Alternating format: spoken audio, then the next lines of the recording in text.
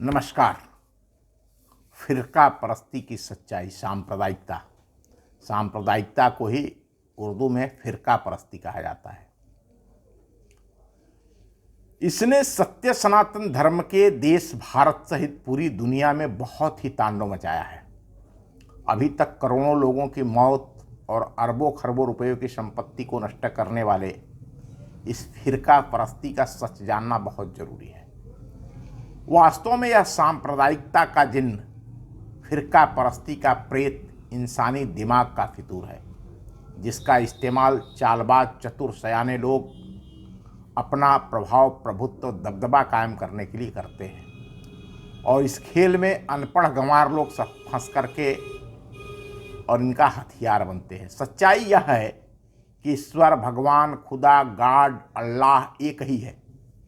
कुछ लोग इसे साकार रूप में विष्णु मानकर पूजते हैं। विष्णु, शिव, दुर्गा, राम, कृष्ण, पशु, वृक्ष, पहाड़, नदी, गुरु आदि मानकर पूजते हैं, तो कुछ लोग निराकार रूप में पूजते हैं। ऐसा नहीं है कि केवल ईसाई और इस्लाम को मानने वाले लोग ही निराकार स्वरूप की पूजा इबादत करते हैं। गुरु नानक देव, संत रविदास और कबीर साहब को मानने वाले लोग भी निराकार ब्रह्म की, स्वामी विवेकानंद यद्यपि वह मूर्ति पूजक स्वामी रामकृष्ण परमहंस के शिष्य थे, इसके बाद भी वह निराकार ब्रह्म की पूजा करते थे,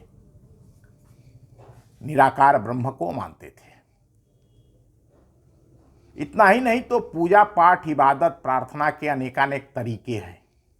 वन, जंगल, पहाड़ में रहने वाले लोग बगैर किसी ब्राह्मण, पुरोहित, मौलवी के, बगैर किसी वेद, पुराण, शास्त्र के मंत्र को पढ़े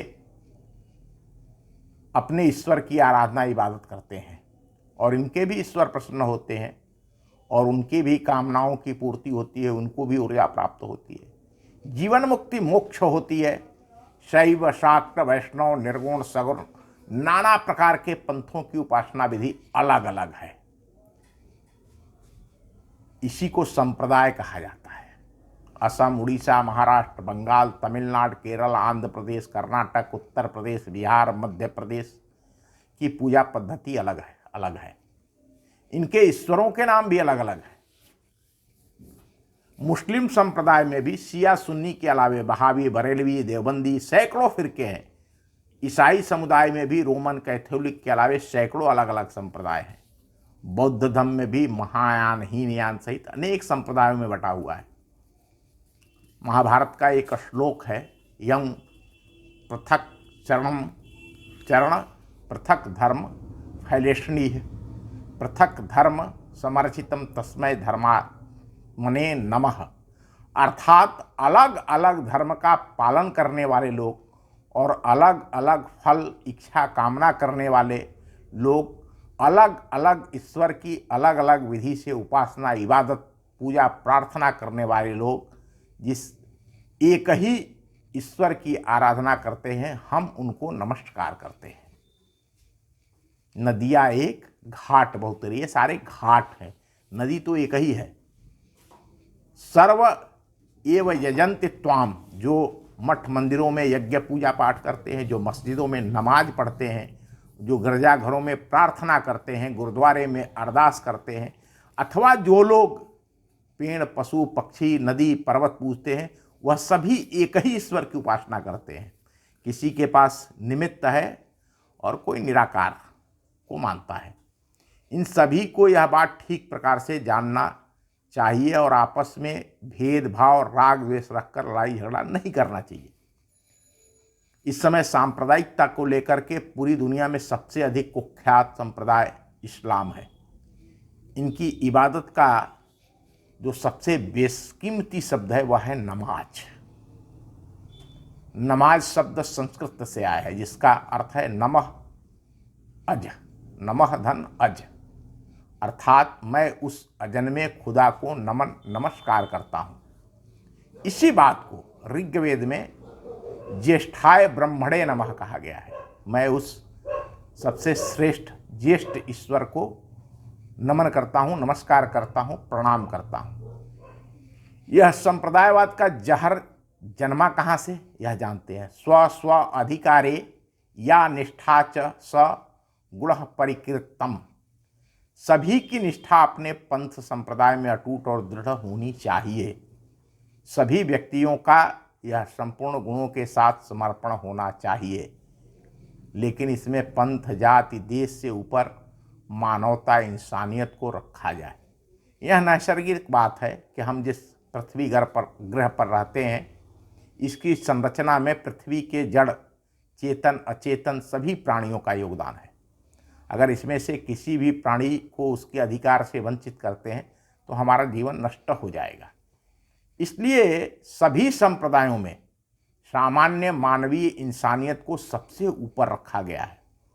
कोई भी संप्रदाय फले फूले विकसित हो और उसके अनुयायी बढ़े, लेकिन मानवता सबसे ऊपर, जो नैसर्गिक बात है वह सबसे ऊपर होनी चाहिए, रहनी चाहिए। ये थी भी। भारत में एक ये है कि 33 करोड़ देवी देवता। ये 33 करोड़ देवी देवता का अर्थ बहुत बार लोग भ्रम में पड़ जाते हैं।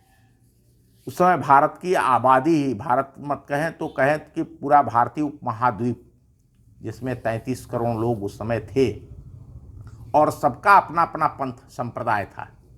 मने सभी एक ही परिवार में अगर 10 लोग हैं तो वो कोई उसमें निगुण निराकार को मानने वाला था, कोई साकार ब्रह्म मूर्ति पूजा करने वाला था, कोई पेड़ की पूजा करने वाला था, कोई सांप को पूजने वाला था, कोई प्रेत को पूजने वाला। एक ही परिवार में अनेक पंथ को, अनेक विधि से पूजा प्रार्थना इबादत करने वाले लोग थे। आज भी यह हमारे लिए गौरव की बात है कि विश्व में भारत भूमि ही एकमात्र ऐसी धरती है जहाँ विश्व के सारे धर्मों के लोग, सभी पंथ संप्रदाय जीवित भी हैं और जीवंत भी है। सबको संरक्षित करके इस भारत भूमि ने रखा है और सभी यहाँ फल फूल बढ़ रहे हैं। इसमें जो मूल बात है, पंथ कोई भी, मैं किसी एक मत मजहब की बात नहीं कर रहा, एक पंथ की बात नहीं कर रहा। हर मत पंथ का व्यक्ति चाहता है हमारे अनुयायी बढ़े। इसमें जब यह चरम स्थिति में, जैसे इस्लाम के साथ हुआ, जब यह चरम स्थिति में पहुंचती है तो लोगों को लालच दे करके, लोगों को तलवार के भय दिखा करके, लोगों का बंदूक का भय दिखा करके, और एन केन प्रकारेण उनका धर्म परिवर्तन कराया जाता है, उनकी जिससे सांप्रदायिकता बढ़ती है, फिरका फरस्ती बढ़ती है। उनके अपने धर्म के अंदर, उनके अपने पंथ के अंदर, उनके अपने फिरके के अंदर तो युद्ध मचा ही हुआ है। वो आगे दूसरे लोगों को उस फिरके में शामिल करने के लिए जो गलत अवैध रास्तों का सहारा लेते हैं, ये गलत है और इसी से सांप्रदायिकता का जन्म होता है। नमस्कार, धन्यवाद, फिर मिलेंगे।